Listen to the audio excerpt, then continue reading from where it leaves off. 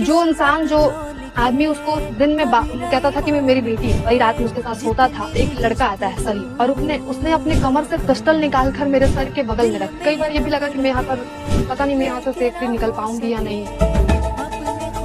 बिहार में ऑर्केस्ट्रा के नाम पर रेड लाइट एरिया चल रहा है, और जब इसको एक्सपोज करने के लिए हमारी टीम और मैं उनके साथ अंडर कवर बनकर सिवान पहुंची, तो सबसे पहले मैं दीपक ऑर्केस्ट्रा में गई। एक लोकल एजेंट ने मेरी वहां पर एंट्री करवाई। तो एक बड़ा सा लोहे का गेट था जिसे मेरे अंदर जाते ही बंद करवा दिया गया।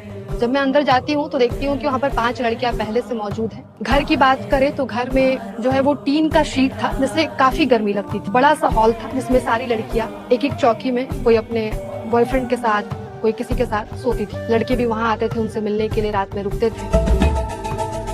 जब मैं सुबह उठती हूँ तो संचालक जो है ऑर्केस्ट्रा का संचालक, उसने मुझे एक बाल्टी थमा दी और उसने कहा कि तुम टॉयलेट साफ करो। जब शाम होता है तो शाम होने के बाद एक लड़का आता है सलीम, उसने अपने कमर से पिस्टल निकालकर मेरे सर के बगल में रखा। उसके बाद वो मेरे बगल में लेट गया, तो उसने जबरदस्ती मेरे साथ सेल्फी लेने की कोशिश की, मेरे साथ चिपकने की कोशिश की, टच करने की कोशिश की। उसने कहा कि सभी लड़कियां तो यहाँ पैसे कमाने ही आती है। ऐसे ही अगले दिन भी कई लड़कियां आई मुझे देखने के लिए।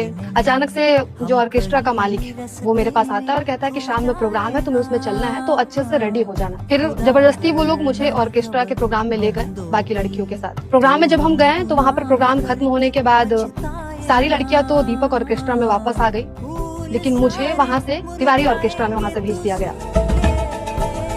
जब सुबह होते ही मैंने जब तिवारी ऑर्केस्ट्रा में पैसे मांगे अपने काम के जरूरत के लिए, तो वहाँ बताया गया कि तुम्हें तो यहाँ पर दीपक ऑर्केस्ट्रा के द्वारा बेच दिया गया है हमें। तिवारी ऑर्केस्ट्रा में क्या था कि उनकी जो बीवी थी, तो उन्होंने मुझसे कहा कि तुम मेरी कुछ लड़कियां रहती है विक्की के साथ, तुम वहाँ पे चली जाओ। तो जब मैं विक्की के साथ लोकेशन पे, उसके लोकेशन पे पहुंची, तो वहाँ पे पता चला कि वहाँ पे भी मेरा सौदा कर दिया गया है, मुझे कहीं और तीसरे ऑर्केस्ट्रा में बेच दिया गया है।